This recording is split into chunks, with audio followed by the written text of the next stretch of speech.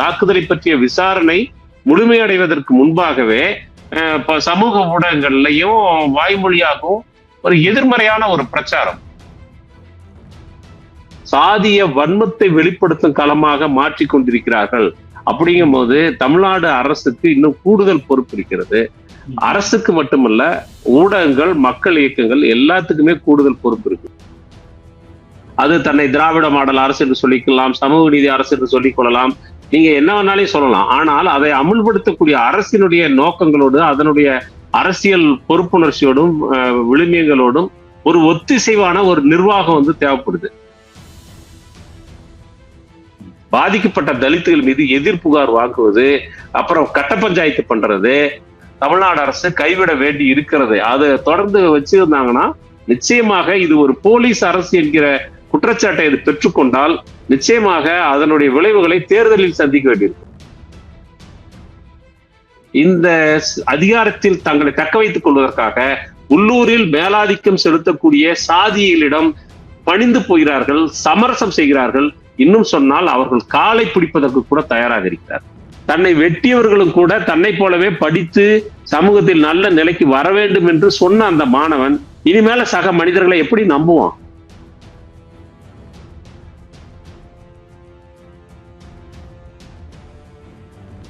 தி debate நேயர்களுக்கு வணக்கம்.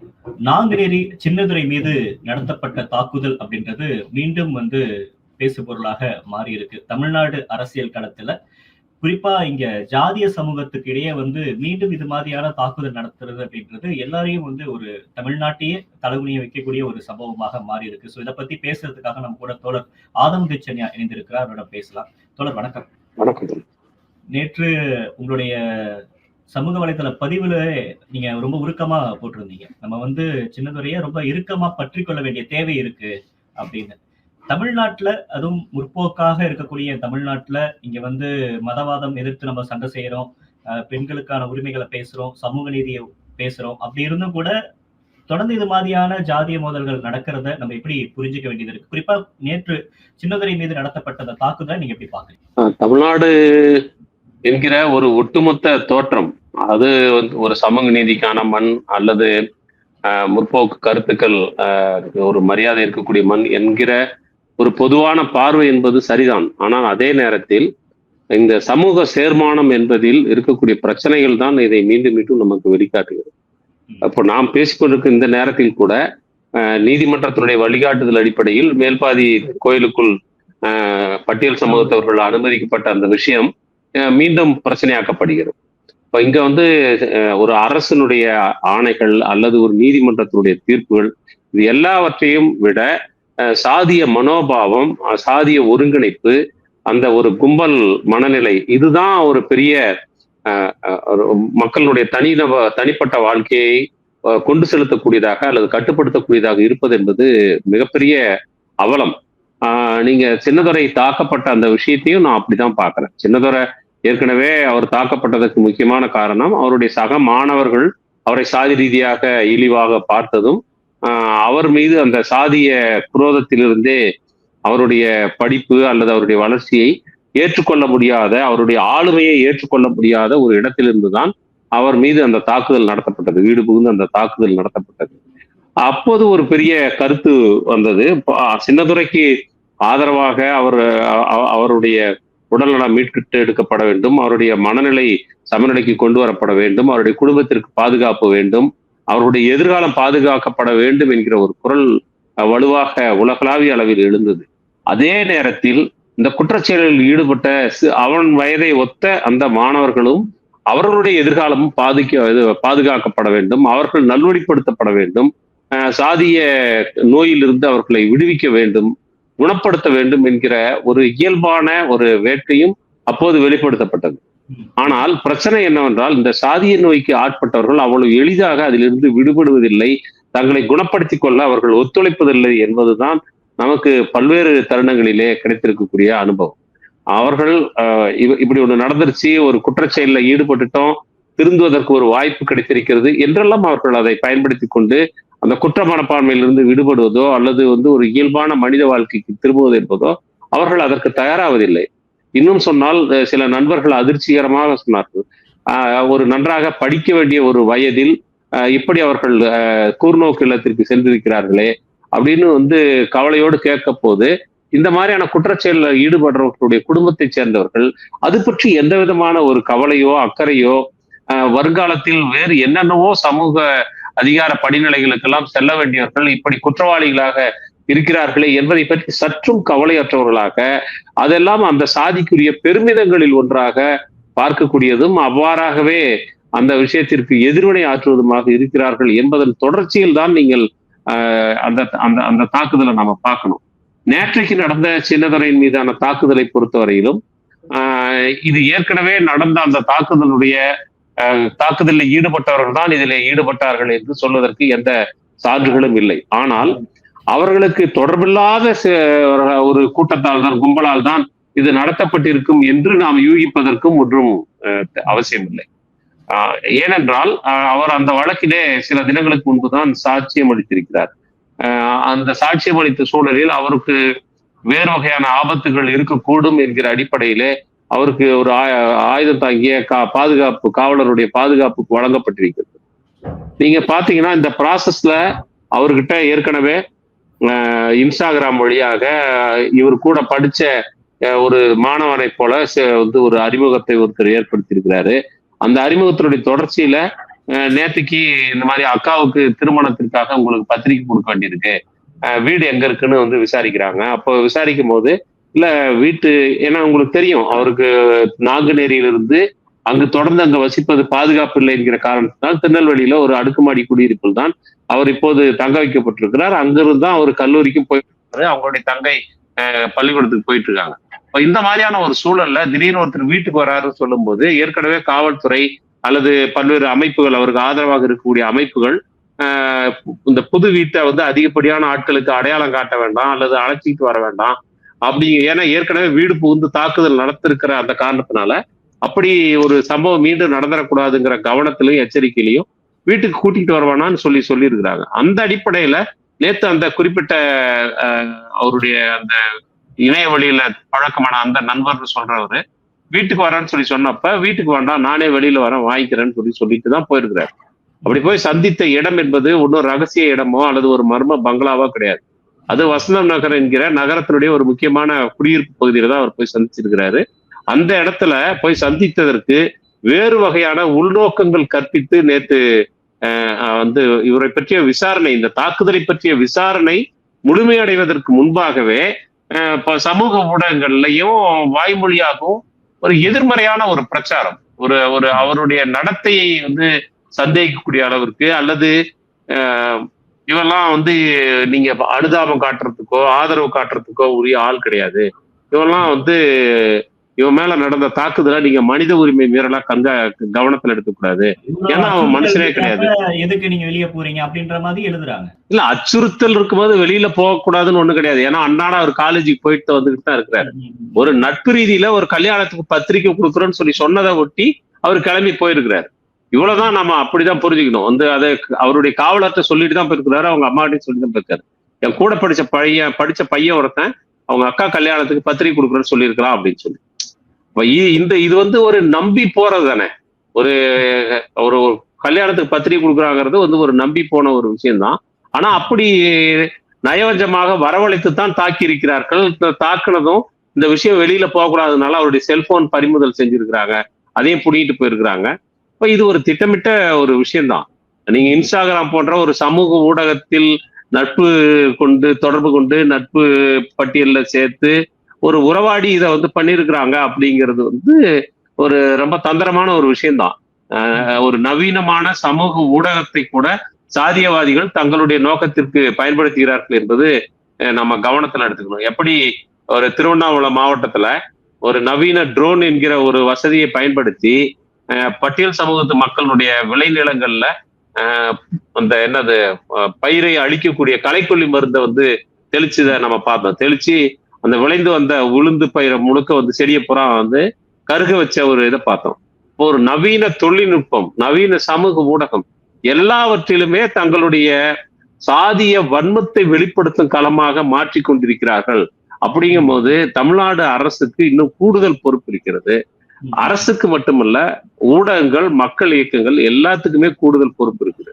ஆமா, இது பெரியார் மண்ல இப்படி நடந்துருச்சா அப்படின்னு உடனே ஆளுநர் ரவி எல்லாம் குதிப்பாரு.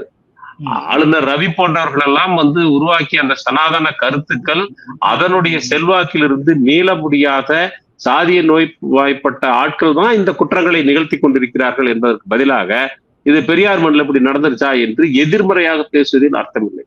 அல்லது ஆட்சி குற்றஞ்சாட்டி விட்டு மக்களை விடுவிப்பது என்பதோ, அல்லது மக்களை குற்றஞ்சாட்டி விட்டு ஆட்சியை விடுவிப்பதோ, நாம் ஒரு கூட்டாக மேற்கொள்ள வேண்டிய ஒரு தொடர் நடவடிக்கை இங்கு தேவைப்படுகிறது. மக்களை அறிவியல் பூர்வமான, பகுத்தறிவு பூர்வமான சக மனிதர்களை இணங்கி வாழக்கூடிய ஒரு ஜனநாயக மனப்பான்மைக்கு கொண்டு வருவதற்கான ஒரு பெரிய போராட்டத்தை நாம் நடத்த வேண்டியிருக்கிறது என்றுதான் நான் புரிந்து கொள்கிறேன்.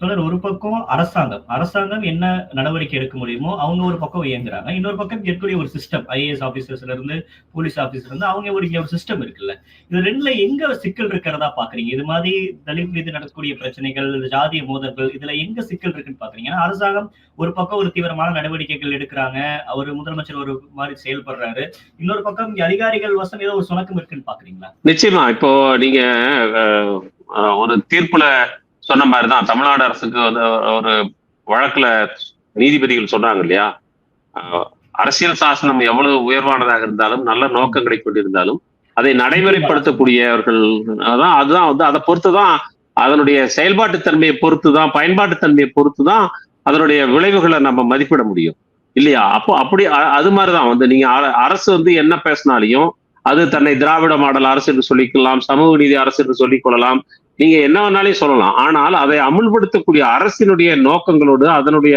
அரசியல் பொறுப்புணர்ச்சியோடும் விழுமியங்களோடும் ஒரு ஒத்திசைவான ஒரு நிர்வாகம் தேவைப்படுது. ஆனா நம்ம பார்த்துக்கிட்டு இருக்கோம், நிர்வாகம் முழுவதுமே, காவல்துறை நிர்வாகம் எல்லாவற்றிலுமே இந்த சாதிய மனோபாவம், அது இப்போது சமீப காலங்களில் மத ரீதியான கண்ணோட்டம், இது எல்லாமே இன்னைக்கு ஆணாதிக்க கண்ணோட்டம் ஏற்கனவே அங்க ரொம்ப வலுவாக இருக்கிறது.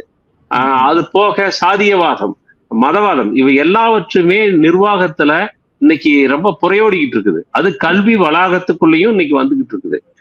நீங்க ஆசிரியர்கள் மத்தியில இன்னைக்கு இதே போன்ற, நீங்க அது வெறும் ஆசிரியர்கள் மத்தியில குரு தெய்வங்கிற இடத்துல இருந்தோ, அல்லது கால கழுவுறது, குருவிற்கு பாத பூஜை பண்ற அந்த மட்டும் இல்ல, அவரோட கருத்து ரீதியாகவே இன்றைக்கு ஆசிரியர்கள், இன்றைக்கு மக்களின் வரிப்பணத்தில் இயங்கக்கூடிய அரசு பள்ளிகள், கல்லூரிகள், பல்கலைக்கழகங்கள், இது எல்லாவற்றிலுமே இன்றைக்கு பிற்போக்கான கருத்துக்கள், சக மனிதர்களை மனிதர்களாகவே கருதாத அளவுக்கு சாதிய பாகுபாடு, மத பாகுபாடு கொண்ட கருத்துக்கள் எல்லாம் வேகமாக பரவி கொண்டிருக்கிறது. நிர்வாகம் தொடங்கி கல்வி வரைக்குமாக இது போன்ற விஷயங்கள் எல்லாம் பரவி கொண்டிருக்கிறது. நேற்றுக்கு முதல்வர் பல்கலைக்கழக துணைவேந்தர்களுடைய அந்த கூட்டத்துல, சந்திப்புல கூட அவர் அதுதான் வலியுறுத்தி இருக்கிறார். கல்வி வளாகங்கள் எப்படி செயல்பட வேண்டும் அப்படின்னு வலியுறுத்துறாருன்னா, அதுக்கு மாறான நிலைமை நீடிக்கிறது என்று பொருள். இல்லைன்னா அதை ஏன் சொல்ல வேண்டி இருக்குது?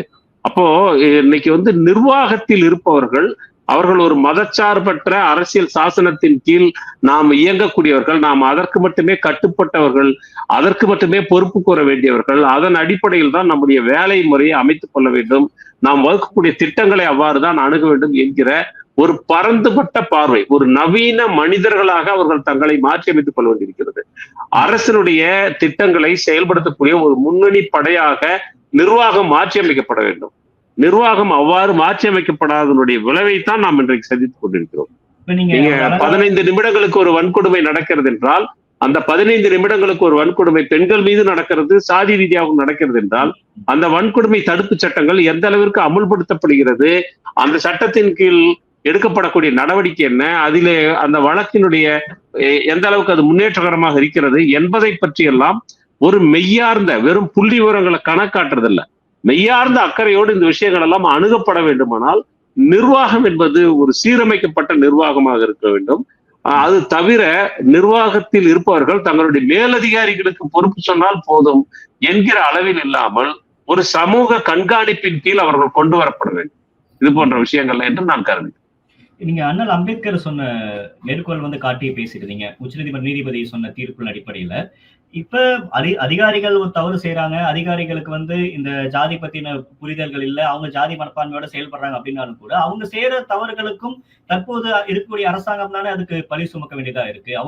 அவங்க தானே கேட்கறாங்க. நீங்க திராவிட மாடல்னு பேசுறீங்க, நீங்க சமூக நீதி பேசுறீங்க. ஆனா பாருங்க தலித் மீது தொடர்ந்து வன்முறைகள் நடக்குது. உங்க ஸ்டாண்ட் என்ன அப்படின்னு அவங்க பழி சுமக்க வேண்டியது இருக்கு. அப்ப தவறு செய்ய வேண்டிய அதிகாரிகள், தவறு செஞ்சுட்டு இருக்க அதிகாரிகள் மீது அரசாங்கம் ஒரு கடுமையான நடவடிக்கை எடுத்து அதை தடுக்கலாம் இல்லையா அப்படின்ற ஒரு வாதம் முன்வைக்கப்படுது.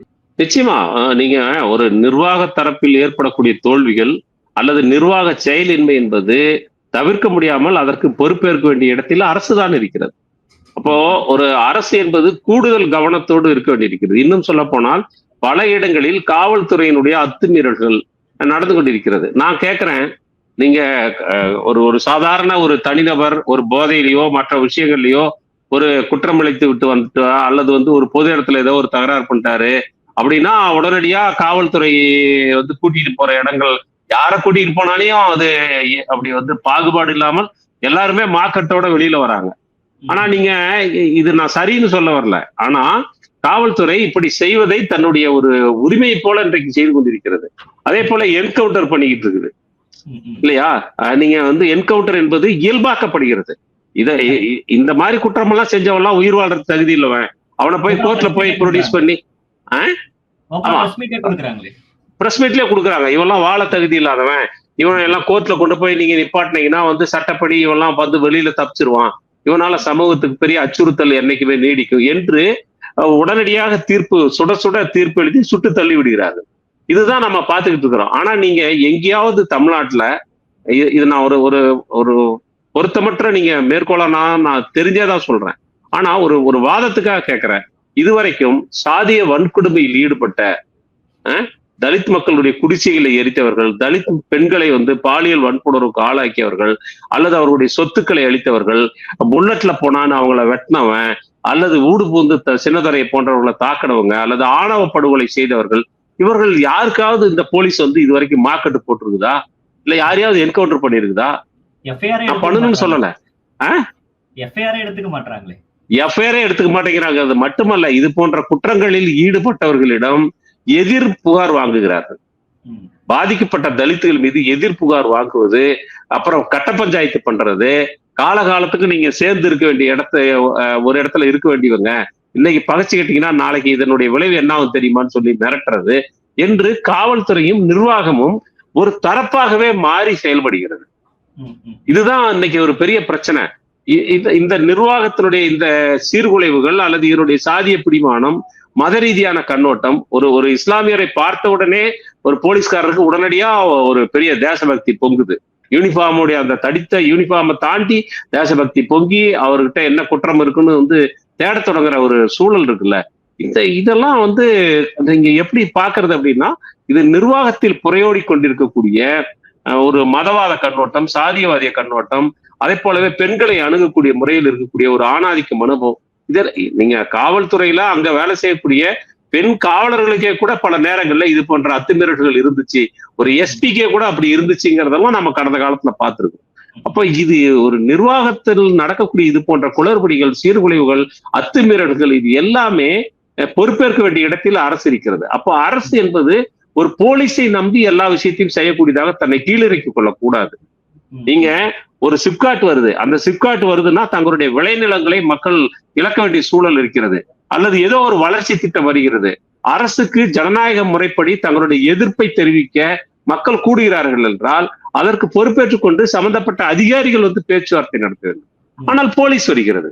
ஒரு சாலை பிரச்சனை, ஒரு குடிநீர் பிரச்சனை, ஒரு மின்சாரம் தேவை என்ற பிரச்சனை, அல்லது ஒரு கல்விக்கூடத்தில் நடந்து விடக்கூடிய ஏதோ ஒரு பிரச்சனை, இது எதற்கு போனாலும் சம்பந்தப்பட்ட அதிகாரிகள் வந்து அதனோடு தொடர்புடைய மக்களின் ஜனநாயக ரீதியான கோரிக்கைகளை பற்றி பேசுவது, பரிசீலிப்பதற்கு பதிலாக எல்லாவற்றையுமே காவல்துறையை வைத்து சமாளிப்பது அல்லது எதிர்கொள்வது, ஒடுக்குவது என்கிற நிலைப்பாடும் தமிழ்நாடு அரசு கைவிட வேண்டி இருக்கிறது. அதை தொடர்ந்து வச்சிருந்தாங்கன்னா நிச்சயமாக இது ஒரு போலீஸ் அரசு என்கிற குற்றச்சாட்டை இது பெற்றுக்கொண்டால் நிச்சயமாக அதனுடைய விளைவுகளை தேர்தலில் சந்திக்க வேண்டியிருக்கும். மக்கள் எல்லாவற்றையும் கவனத்திலே வைத்திருப்பார்கள். அவர்கள் தற்காலத்தில் இருக்கக்கூடிய வாழ்வியல் அழுத்தங்களின் காரணமாக தங்கள் மீதான அத்துமீறல்கள், அட்டூழியங்கள் இவற்றை எல்லாம் கடந்து போனதாகவோ மறந்து போனதாகவோ அவர்கள் வெளியில் தெரியலாம். ஆனால் நிச்சயமாக அவர்களுக்கு என்று ஒரு சந்தர்ப்பம் வாய்க்கிற போது சரியான பதிலை கொடுப்பார்கள் என்பதை அரசு மறந்துவிடக் கூடாது.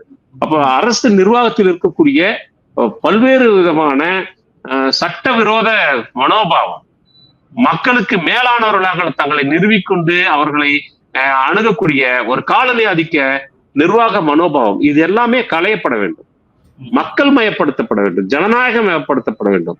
இன்னும் சொன்னால் ஒரு மனித முகம் கொண்ட நிர்வாகம் நமக்கு தேவையில்ல, மனித இதயம் கொண்ட நிர்வாகம் நமக்கு தேவை. அப்படிப்பட்ட ஒரு நிர்வாகத்தை தான் நம்ம கோரறோம். அந்த கோருதல் என்பது ஒரு பெரிய ஆடம்பரமானதோ அல்லது அரசியல் சாசனத்துக்கு விரோதமானதோ அல்ல. நம்முடைய அரசியல் சாசனமே அதை தான் செய்ய சொல்லும். தமிழ்நாடு அரசு தன்னுடைய நிர்வாகத்தை சரி செய்யவில்லை என்றால் மிகப்பெரிய விளைவுகளை அது சந்திக்கும். என்றால் இந்த நிர்வாகத்தில் இருப்பவர்கள் இவங்க 5 வருஷம் இருக்கிறவங்க, ஆட்சியில் இருக்கிறவங்க, நம்ம 60 வயசு வரைக்கும் இருக்கிறவங்க, 58 வயசு வரைக்கும் இருக்கிறவங்க சொல்லி தங்களுக்கு தோன்றியதெல்லாம் செய்து கொண்டிருப்பவர்களாக அவர்களை அனுமதிக்க முடியாது. இது ஜனநாயக நாடு. அவர்கள் ஜனநாயகத்துக்கு தான் கட்டுப்பட்டவர்கள், மக்கள் ஆட்சிக்குத்தான் கட்டுப்பட்டவர்களே ஒழிய அவர்கள் காலனி ஆதிக்கத்தை போல துரைமார்கள் அல்ல என்பதை நாம் சொல்ல வேண்டியிருக்கிறது.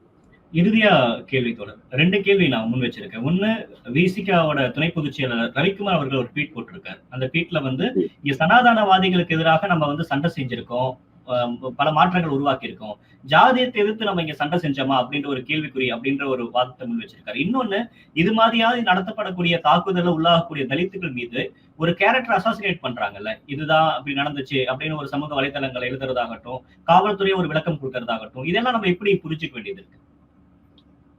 இல்ல, அதான் சொல்றேன்.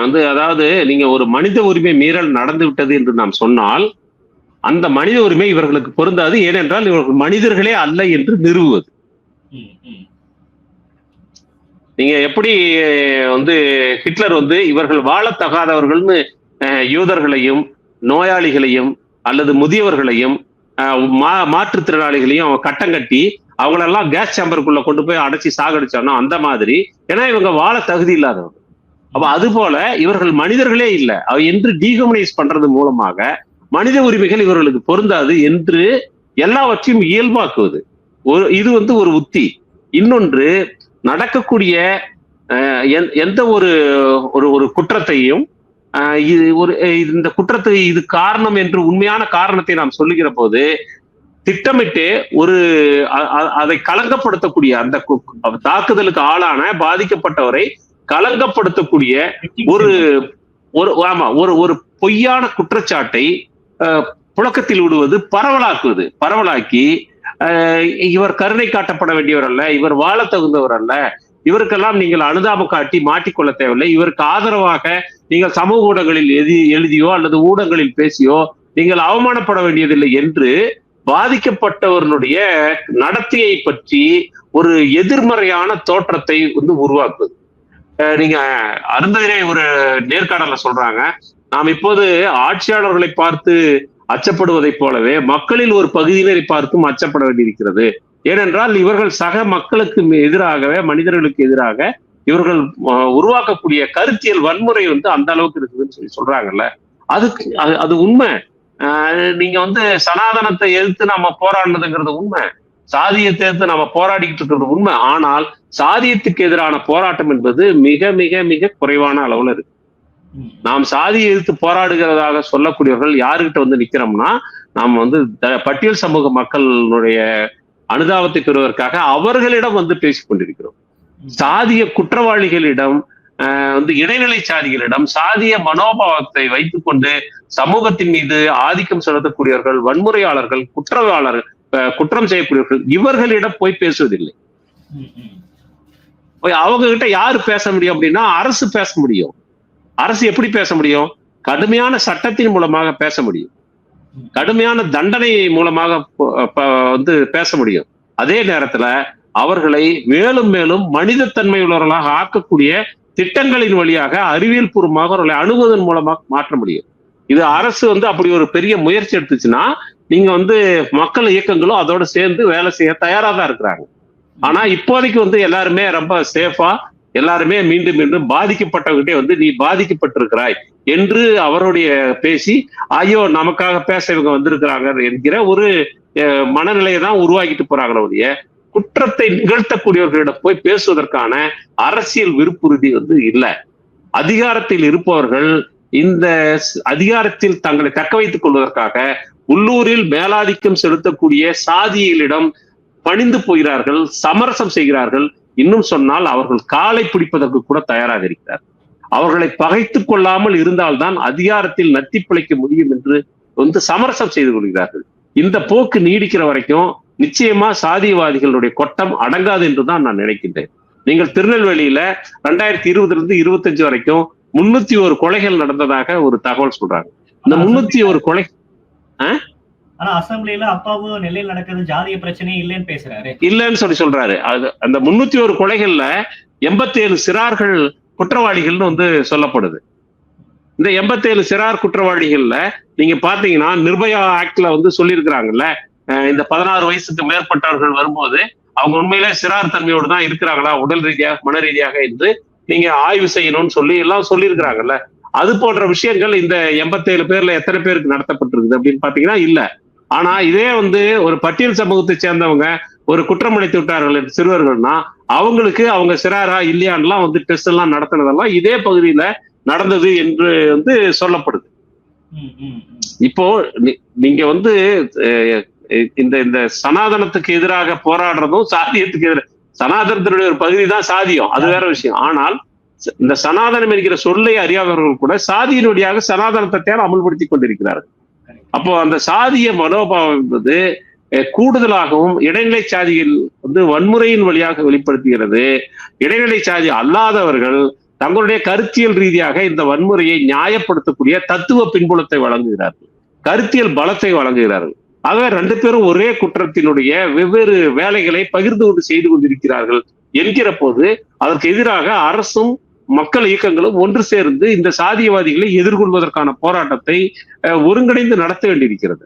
அப்படி நடத்தலன்னு சொல்லி சொன்னா நீங்க வந்து பள்ளிக்கூடத்து வரைக்கும் வந்தாச்சு இல்ல. இன்னைக்கு நேற்று 8ஆம் கிளாஸ் பையன் வந்து 1 மாதத்துக்கு முன்னால் நடந்த ஒரு வாக்குவாதத்தை கடந்து போக முடியாமல் பழி வாங்குவதற்காக பாடப்புத்தகத்திற்குள் கத்தியை வச்சு கொண்டு வராங்கல்ல. அப்ப நீங்க இன்னைக்கு வந்து உடனே நீங்க புத்தக பைய சோதனை போடுறீங்க. வந்து ஏற்கனவே பெங்களூர்ல வந்து நடந்துச்சு, ரொம்ப புகழ்பெற்ற ஒரு கான்வென்ட்ல ஒரு பீரியாடிக்கலா அவங்க பண்ற மாதிரி ஒரு ரேண்டம் செக்அப் பண்ணாங்க. செக்அப் பண்ணும்போது அந்த பள்ளிக்கூட குழந்தைகளுடைய புத்தக பைக்குள்ள போதைப் பொருட்களில் இருந்து பலவிதமான சிறு சிறு ஆயுதங்கள் வரைக்கும் எல்லாமே கண்டெடுத்தாங்கன்ற செய்தி நம்ம ஊடகங்கள்ல பார்த்தோம். நீங்க தமிழ்நாடு முழுக்க பாத்தீங்கன்னா இன்னைக்கு அதெல்லாம் வந்து வரும். அரசு பள்ளிக்கூடங்கள்ல இருக்கும், கல்லூரிகள் இருக்கும். இன்னைக்கு போதைப் பொருள்கள் கல்விக்கூடங்களை சுற்றி இருக்கக்கூடிய இடங்கள்ல கிடைக்குதுன்னு சொல்றாங்க. இது எல்லாவற்றையும் ஒரு ஒருங்கிணைந்து பார்த்து ஒரு சமூகத்தை மேலும் மேலும் மனிதத்தன்மை உடையதாக ஆக்குவதற்கான ஒரு முயற்சியின் ஒரு பகுதியாகத்தான் ஒவ்வொன்றையும் நீங்க பார்க்கணும் ஒழிய தனித்தனியா நீங்க துண்டு துண்டா ஒரு சம்பவ அடிப்படையில பாத்தீங்கன்னா இதுக்கு ஒரு தீர்வு கிடைக்காது. இப்ப இறுதியா ஒரு கேள்வி தோழர், இப்ப சின்னதுரைய இதுக்கப்புறம் அரசாங்கம் எந்த வகையில பாதுகாக்கணும்னு நினைக்கிறீங்க? இல்ல, சின்னதுரைக்கு ஏற்கனவே அவங்க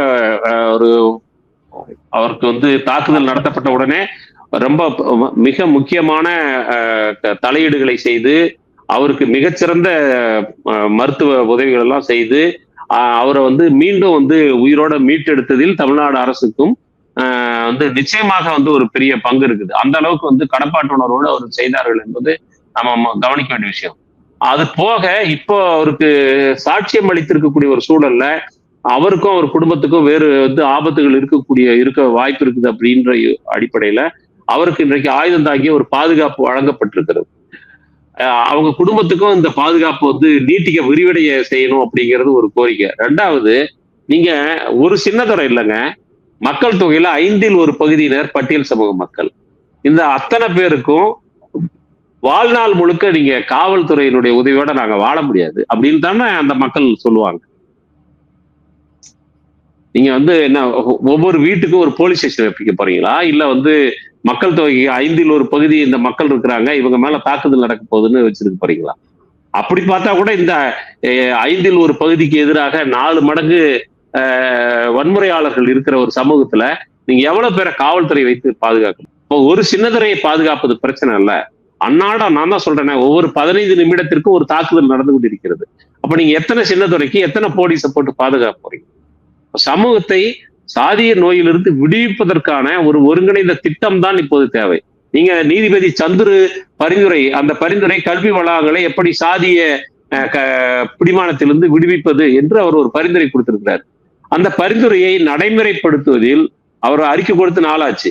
அந்த பரிந்துரையை அமல்படுத்துவதில் அரசு விருப்புறுதி காட்டியிருக்குமானால், அதற்கான முறையான திட்டங்களை வகுத்து பயிற்சிகளை கொடுத்து ஆசிரியர்களை தயார்படுத்தியிருக்குமானால், அல்லது கல்வி நிர்வாகங்களை தயார்படுத்தியிருக்குமானால் இது நடந்திருக்குமா அப்படிங்கிற ஒரு கேள்வியை நீங்க இப்ப இந்த இடத்துல பொருத்தி பார்த்துங்க. இப்ப சின்னதுரையை பாதுகாப்பது என்பது பிரச்சனை இல்லை. சின்னதுரை இனிமேல ஒரு நண்பன் என்கிற பெயரில் கூட இனிமேல யாரையும் நம்ப முடியாது இல்ல. மனநிலையே ரொம்ப கொடூரமான மனநிலை, மனநிலையே கொடூரமா இருக்குல்ல. அந்த நேற்றைய தாக்குதல்ல ஒரு சின்ன காயம் தான் ஏற்பட்டிருக்குது, அதுக்கு ஒரு தையல் போட்டாங்க, வீட்டுக்கு கூட்டு வந்துட்டாங்க. ஆனா அந்த மனநிலை ஏற்கனவே ஒரு கடுமையான தாக்குதலுக்கு ஆளாக்கி உளவியல் ரீதியாகவும் பாதிக்கப்பட்டு அதிலிருந்து மீண்டு வருவதற்கு கல்வியை தவிர தனக்கு வேறு ஒரு வழியும் இல்லை என்று படிக்க போன அந்த மாணவன், தன்னை வெட்டியவர்களும் கூட தன்னை போலவே படித்து சமூகத்தில் நல்ல நிலைக்கு வர வேண்டும் என்று சொன்ன அந்த மாணவன் இனிமேல சக மனிதர்களை எப்படி நம்புவான்? இந்த சமூகம் அவனுடைய நம்பிக்கையை இழந்துருச்சு இல்ல. இவ்வளவு பெரிய சமூகம் ஒரு தனி மனிதனுடைய நம்பிக்கையிலிருந்து தன்னை துண்டித்துக் கொண்டது என்றால் ஒவ்வொரு தனி மனுஷனும் இப்படிதானே பார்ப்போம். நம்ம வேங்கை வயல்ல இருக்கிற ஒரு குழந்தைகிட்ட நீங்க திடீர்னு ஒரு டம்ளர்ல தண்ணி நீட்டினீங்கன்னா அந்த குழந்தை உண்மையாவே நீங்க கொடுத்த தண்ணி தான் நம்பி குடிக்குமா? அந்த குழந்தைக்கு வேற ஒரு மனநிலையில தான் அந்த தண்ணி சந்தேகத்தோட தானே பார்க்கும். அதே மனநிலை தான் சின்னதுரைக்கு மட்டுமல்ல, ஒவ்வொரு பட்டியல் சமூகத்தை சேர்ந்த ஒவ்வொரு குழந்தை, அந்த பட்டியல் சமூகத்தை சேர்ந்த ஒவ்வொருத்தருமே சக மனிதர்கள் மீது நம்பிக்கையற்றவர்களாக, எல்லார் மீதும் அவநம்பிக்கையோடும் அச்சத்தோடும் ஒரு இணக்கமற்ற முறையிலையும் எப்போதுமே ஒரு பதற்றத்தோடையும் இருக்கக்கூடிய இடத்தை நோக்கி தள்ளுறாங்க. இது ஒரு சமூகம் இயல்பா இயங்குவதற்கு எந்த விதமான ஒரு இதுமே ஆதாரத்தையுமே தகர்க்கக்கூடிய ஒரு விஷயம். அரசு இந்த விஷயத்துலதான் கூடுதலா கவனம் செலுத்தணும்னு நான் நினைக்கிறேன். அரசாங்கம் மட்டும் இல்லாம ஒட்டுமொத்த சமூகமாவே நம்ம எப்படி இதுல இருந்து மாறணும் அப்படின்னு பல கருத்துக்களை முன் வச்சீங்க. உங்க கருத்துக்கும் நேரத்துக்கும் நன்றி தோழர். நன்றி தோழர்.